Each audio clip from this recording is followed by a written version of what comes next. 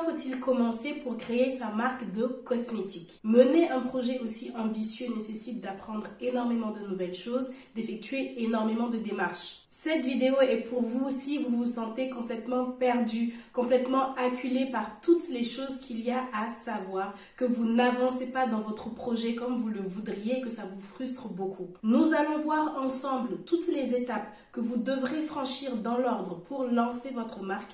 Nous allons voir également pourquoi vous vous sentez perdu malgré tout ce que vous savez et comment faire pour y remédier. Salut, c'est Josiane, je suis entrepreneur, j'ai créé Iwalewa, la marque de cosmétiques Made in Africa. Ici, je partage mon parcours afin de bâtir une communauté où nous pourrons évoluer tous ensemble en productivité, self-esteem et business. Je fais beaucoup de vidéos sur comment créer des produits cosmétiques, comment créer sa marque, avec à chaque fois les différentes étapes à suivre exactement pour y parvenir. J'ai même créé une trame gratuite avec toutes les étapes à suivre rédigées. Mais sincèrement, presque tous les jours, je reçois un DM d'une personne qui me dit « Je me sens perdue, je ne sais pas quelles étapes je dois suivre pour créer ma marque. » Je vous avoue, au début, j'étais vraiment désespérée, je ne savais plus quoi faire. Mais en discutant avec vous, je me suis rendu compte qu'il y a principalement deux choses que les gens négligent lorsqu'il s'agit de construire leur projet. Et du coup, c'est normal qu'ils se sentent un petit peu perdus. On va voir ensemble de quoi il s'agit. Avant de rentrer dans le vif du sujet, si vous ne le savez pas encore, sachez que j'agrandis la gamme de ma marque Iwalewa. Pour cela, j'ai lancé ma campagne de pré-vente sur fiatop.com, la plateforme de crowdfunding panafricaine. Alors, si vous êtes intéressé, allez contribuer, ça va énormément nous aider. Je vous laisse le lien en barre de description. Partagez également à des personnes de votre entourage si vous pensez qu'elles pourraient être intéressées. Et sinon, par quoi commencer pour lancer sa marque de cosmétiques? Sans plus tarder, c'est parti pour la vidéo. Première partie, par quoi commencer pour lancer sa marque de cosmétiques? Ici, on va décrire les étapes proprement dites à suivre pour se lancer et dans quel ordre. Il s'agit de la même méthodologie que j'enseigne beaucoup plus en détail dans mon programme d'accompagnement et que je décris également dans ma trame gratuite à télécharger. La première étape à franchir pour créer votre marque est de définir la vision de votre vie. Pourquoi ça en premier? Tout simplement parce que la vision que vous avez pour votre vie future va déterminer quel type d'entreprise vous voulez créer avec ses ambitions et ses objectifs. Ça va simplement vous aider à déterminer exactement ce que vous voulez vous, sans influence extérieure. Ça semble évident, mais beaucoup de personnes ont des pensées toutes fouillis, sont confuses sur ce que elles-mêmes voudraient faire. Donc s'il vous plaît, commencez par faire un point avec vous-même. J'ai fait une vidéo sur comment construire la vision de sa vie, je vous la mets en suggestion. La seconde étape à franchir est de réaliser votre étude de marché. Est-ce que les gens veulent? À qui vous adressez-vous? Encore une fois, j'ai évoqué l'importance de l'étude de marché dans plusieurs vidéos, mais encore une fois, beaucoup de personnes pensent encore que créer sa marque de cosmétiques, c'est être passionné, faire selon ses envies, faire ses produits chez soi, les vendre sur Etsy. Alors que non, pas du tout. Il faut que vous sachiez précisément à qui vous voulez vendre. Parce que sinon, au moment d'élaborer une stratégie de communication, vous aurez du mal à construire quelque chose de clair et de très efficace. Si votre cible c'est tout le monde, alors asseyez-vous parce que là c'est pas possible. Tout le monde ne peut pas être intéressé par ce que vous vendez. Tout le monde ne peut pas avoir les besoins que vous venez combler avec vos produits.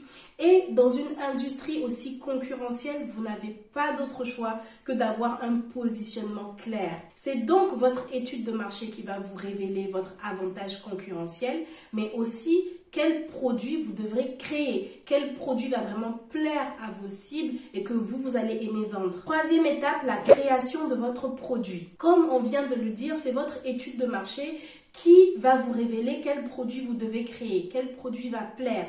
Maintenant, c'est le moment de vous poser la question, comment est-ce que je vais créer ce produit-là de façon technique? Que dit la réglementation? Qu'est-ce qui m'attend? À quel partenaire devrais-je faire appel? Est-ce que ici j'ai besoin d'entrer dans le détail de ce qu'il faut faire pour créer un produit cosmétique? Je ne pense pas. Je vous laisserai consulter la playlist de plus de 20 vidéos sur la réglementation européenne, comment créer un produit cosmétique, trouver ses partenaires divers, etc. Quatrième étape à franchir, élaborer votre stratégie marketing. Vous savez maintenant quel produit vous allez créer, comment est-ce que vous allez le créer. Maintenant, comment allez-vous communiquer dessus?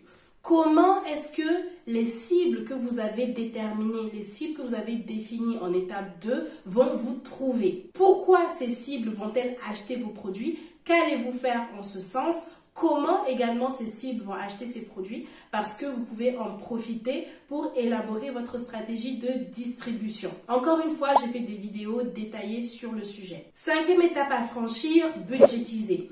On sait quel produit on va créer, on sait comment on va le créer, on sait à qui on veut le vendre, on sait comment on va le vendre. Maintenant, combien ça nous coûte tout ça? Là, c'est le moment de commencer à récolter des devis des différents partenaires que vous aviez identifiés plus haut. Attention, cela ne veut pas dire que vous allez être engagé pour autant. Vous recherchez juste des informations.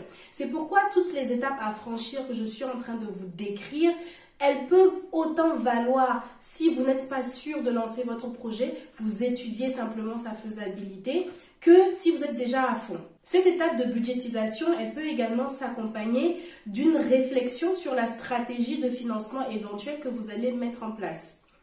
Vous savez ce que je vais dire? J'ai déjà fait des vidéos sur le sujet, je vous les mets en suggestion. 6e étape, les démarches administratives. Ça, c'est l'étape que vous faites lorsque tout est maintenant concret, que vous êtes sûr de vous lancer. Il s'agit de l'immatriculation, du dépôt de marque, etc., etc. J'ai fait une vidéo aussi dessus, surtout si vous voulez entreprendre spécifiquement en France avec la réflexion à avoir pour choisir son statut juridique, qu'est-ce qu'il vaut mieux faire, les avantages, inconvénients de chacun, les démarches à lancer, etc. Seconde partie, pourquoi vous vous sentez perdu? Toutes les étapes que j'ai décrites ici, je suis sûre que la majorité d'entre vous les connaissent déjà. Pourquoi? Parce que ça fait plusieurs semaines, ça fait plusieurs mois que vous faites des recherches à fond sur le sujet. Donc, si vous connaissez, pourquoi est-ce que vous vous sentez toujours perdu? Tout simplement parce que vous n'êtes pas organisé. Vous ne prenez pas le temps de faire régulièrement le bilan écrit de ce que vous avez accompli et de ce qui vous reste à accomplir. Parce que au lieu de procéder par étapes clairement rédigées sur une feuille de papier, vous faites confiance au plan que vous avez élaboré de façon fouillie dans votre tête. Vous voulez tout connaître tout de suite, ingurgiter toutes les informations en même temps, aller partout en même temps. Ce qui fait que vous n'allez vraiment nulle part parce que vous n'arrivez pas à poser d'actions vraiment productives puisque vous êtes paralysé par tout le travail qu'il vous reste à faire. Procéder par étapes, ça veut également dire rester concentré. Imaginons que vous êtes encore à l'étape de faire vos recherches et que vous faites des recherches sur cette chaîne. Vous êtes à l'étape de l'idée. Vous n'avez pas encore une idée claire de ce que vous voulez. Sur la chaîne, concentrez-vous sur les vidéos où je vous donne des astuces pour consolider votre idée, par exemple. Ensuite, si vous dépassez ce stade, que vous vous intéressez à comment créer le produit, concentrez-vous sur cette chaîne à des vidéos qui vont vous informer sur comment créer le produit, que dit la réglementation, etc.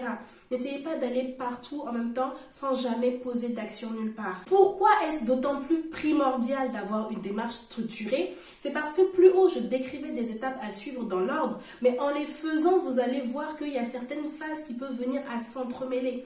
Vous allez peut-être avoir besoin de débloquer certaines choses de l'étape 1 pour pouvoir procéder à l'étape 2 et ensuite revenir à l'étape 1, etc. Donc si votre démarche n'est pas structurée et qu'à chaque fois vous ne voyez pas noir sur blanc où est-ce que vous en êtes, c'est normal que vous soyez perdu. Donc rédigez ce que vous faites, rédigez ce qu'il vous reste à faire, élaborez un plan détaillé et surtout faites-le vivre. Posez des actions aussi petites soient-elles. Contactez un laboratoire pour demander des devis, réalisez une enquête client.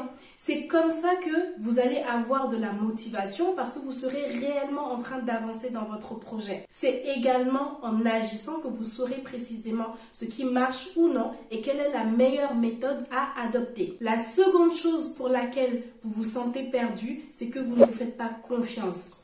Vous pensez ne rien savoir du tout, vous pensez ne jamais pouvoir y arriver. C'est vrai que en cosmétique, il y a énormément de nouvelles choses à apprendre, énormément de nouvelles choses à comprendre. Donc, on se sent vite submergé. On commence à vraiment voir tout ce qu'il y a à faire en plus de ce qu'on a déjà fait. Mais sachez que ce sentiment d'être submergé, ce sentiment de se sentir noyé par le flot d'informations, il est en fait très positif. Pourquoi est-ce positif? parce que ça prouve que vous êtes en train d'avancer. Vous êtes en train de vous rendre compte du projet dans sa globalité. Il faut saisir la courbe qui représente le parcours de l'entrepreneur. Au début, on est assez euphorique. On se dit, ah, c'est facile, je vais le faire. C'est au moment où vous vous dites, je vais juste créer des cosmétiques chez moi, les vendre sur Etsy sans savoir qu'il y a une réglementation, par exemple. À ce stade-là, on est très enjoué et on commence à poser des petites actions, on commence à faire des petites recherches. Et là, on se rend compte que, bah non, c'est beaucoup plus difficile que ça ne le paraissait et qu'il va nous falloir peut-être plus de temps, il va nous falloir plus de courage, plus de motivation, plus de patience avec nous-mêmes. Ensuite, ça commence à venir. Vous commencez à comprendre des petites choses, vous commencez à dépasser les obstacles un à un. Ça ne vous semble plus si difficile que ça. Vous arrivez à avancer maintenant beaucoup plus aisément sans avoir tout le temps l'impression d'avoir des pensées fouillis dans la tête. Ce parcours-là, il est général pour chaque entrepreneur. Donc, si vous êtes dans une phase où, voilà, vous pensez que vous n'allez pas y arriver, c'est tout à fait normal. C'est que vous avez dépassé déjà le stade de l'euphorie, donc vous êtes en train d'avancer. Le tout ici est de ne pas vous laisser décourager et de vous faire confiance. Ce n'est pas le moment d'abandonner. C'est le moment de continuer à avancer. C'est le moment de continuer à poser vos actions, aussi petites soient-elles. Certes, il vous reste beaucoup de choses à apprendre, c'est indéniable. Mais surtout, ne pensez pas que vous ne savez rien. Faites confiance à votre logique. Faites confiance à votre intuition. Certaines réponses sont souvent en vous. Vous savez faire. Troisième partie, que devez-vous faire pour avancer? On l'a dit, ce qu'il vous manque, c'est l'organisation et le mindset. Donc, ce que vous avez à faire en soi, vous le savez déjà. Dès maintenant, rodez votre mindset et commencez à structurer vos pensées et vos journées de façon écrite. C'est normal de manquer de discipline au départ quand on est nouvellement entrepreneur. C'est normal de procrastiner, c'est normal de ne pas être très bien organisé. Avoir une méthodologie de travail productive, ça met du temps. Mais ce qui n'est pas normal du tout, c'est de négliger ce paramètre et de ne pas chercher tout le temps à comprendre les bases de la gestion du temps. Vous devez absolument être en recherche constante d'une meilleure structuration. Repérer les mauvaises habitudes qui peuvent venir baisser votre productivité et les éliminer. Il ne s'agit pas de chercher à être parfait, surtout du premier coup, mais il s'agit de constamment chercher l'amélioration, aussi petite soit-elle. Acquérir de bonnes habitudes, ça prend du temps, donc vous devrez commencer votre pratique au plus tôt. À côté de cela, instruisez-vous sur le développement personnel, cherchez à connaître quelles sont vos croyances limitantes, on en a tous, et comment les maîtriser. Encore une fois, j'ai toute une playlist sur l'organisation quand on est entrepreneur, mais aussi sur la motivation, avec justement comment identifier ses croyances limitantes, mais aussi comment adopter un état d'esprit gagnant. Encore une fois, je vous rappelle ma campagne de pré-vente sur fiatop.com. Allez jeter un œil, contribuer, partager, ça va énormément nous aider et je vous en remercie d'avance. C'est la fin de cette vidéo, j'espère qu'elle vous sera utile. Abonnez-vous pour ne pas manquer d'autres contenus de ce type. Je poste tous les mercredis et les dimanches, alors à dans quelques jours. Ciao!